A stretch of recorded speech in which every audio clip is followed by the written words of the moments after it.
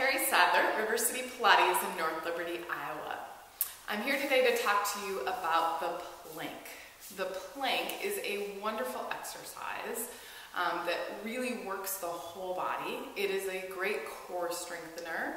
It is great for strengthening our upper body and specifically our shoulder girdle and the muscles of our arms and shoulders.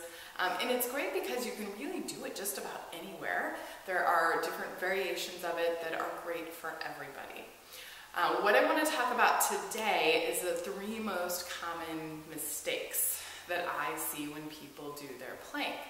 And I just want to remind everybody that finding kind of your best form and your best position is so important, because if you're not doing the exercise correctly, then holding it for long periods of time, you can end up getting injured and hurt, and you're not really strengthening those muscles that we want to strengthen. So let's start off. Number 1, this first common thing I see, and I call it hanging out in your low back, really has to do with our core engagement. Wherever you're at in your plank, we want this nice, beautiful straight line with your body, and we want to draw the abdominals up and in so much that you maintain that. And I'm going to kind of show the what not to do first, and then we'll talk about how to fix it. So this is going to be my example here is this. And if you can see, I got a nice, I'm hanging out in my low back. I'm not supported, and I have this curve through here. And quite honestly, it doesn't feel good.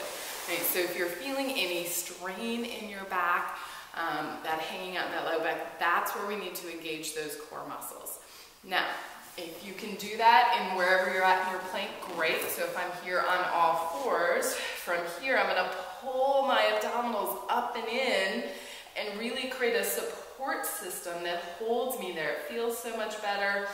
If you can't find that in maybe this position, you might need to come down to the knees to find that position. This is much more effective to be here and supported than to be here and hanging out in that low back, because we're not strengthening the core, and you are likely to hurt yourself in that position. So finding that best position where you can feel those core muscles, maintain that nice straight line with the body. The next mistake that I often see has to do with our shoulder girdle. And once again, I kind of call it hanging out in your shoulders. So if you're in a plank, and I might turn this way a little bit so you can see that, is that we're here, right? And that you're kind of dipping down. You have a nice, feel like you're just hanging out in your shoulders a little bit. So to fix that, you need to really push into the mat. So instead of hanging here, you got to push the mat away and pull those abdominals up and in, and it really feels like you're kind of pulling your sternum up and in, forces those muscles around our shoulder girdle to really provide that support system. If you can't tell if you're doing this, ask a friend, ask your spouse to let you know. Sometimes it's hard to tell in your own posture. If you can find a mirror or something to look into, that's great.